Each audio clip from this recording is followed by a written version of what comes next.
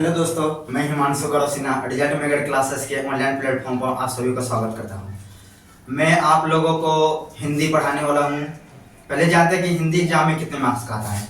Hindi exam में total 100 marks का आता है, जिसमें 50 मार्क्स का ऑब्जेक्टिव एंड 50 मार्क्स का सब्जेक्टिव रहता है। ऑब्जेक्टिव में भी बुक से रहता है एंड ग्रामर से भी रहता है। हिंदी में टोटल 2 तरह के बुक हैं, एक है गद्यखंड, एक पद्यखंड। आज हम आप लोगों को गद्यखंड के सभी चैप्टर्स के बारे में बताने वाले हैं कि कौन कौन हमें चैप्टर्स पढ़ने हैं। तो आइए,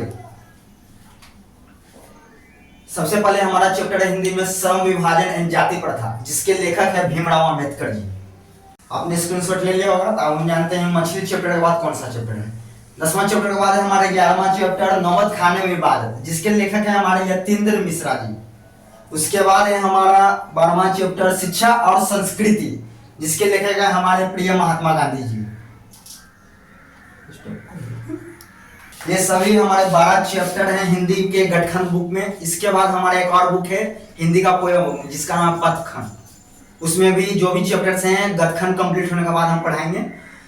सबसे पहले हम कल हिंदी में पहला चैप्टर स्टार्ट करेंगे, जिसका नाम है श्रम विभाजन और जाति प्रथा। इसके लेखक हमारे भीमराव अंबेडकर जी हैं।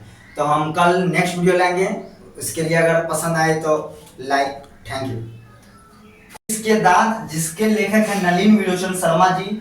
उसके बाद हमारा तीसरा चैप्टर है भारत से हम क्या सीखें, जिसके लेखक हमारे मैक्स मुलर जी। चौथा चैप्टर है हमारा नाखून क्यों बढ़ते हैं, जिसके लेखक है हजारी प्रसाद द्विवेदी जी। 5वां चैप्टर है नागरी लिपि, जिसके लेखक है गुणाकर मूल्य जी। फिर से छठा चैप्टर हमारा है बहादुर, जिसके लेखक है अमरकांत जी। एंड 7वां चैप्टर है हमारा परंपरा का मूल्यांकन, जिसके लेखक है रामविलास शर्मा जी। उसके बाद हमारा 8वां चैप्टर आता है जीत जीत में मैं निखरता हूँ, जिसके लेखक है बिरजू महाराज जी। उसके बाद हमारा 9वां चैप्टर है आविनियो, जिसके लेखक है अशोक वाजपेयी जी।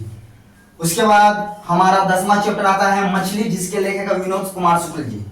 तब तक आप लोग इसका स्क्रीनशॉट लीजिए। इसके बाद 2 चैप्टर और बचा हुआ है, वो भी मैं लिख देता हूँ।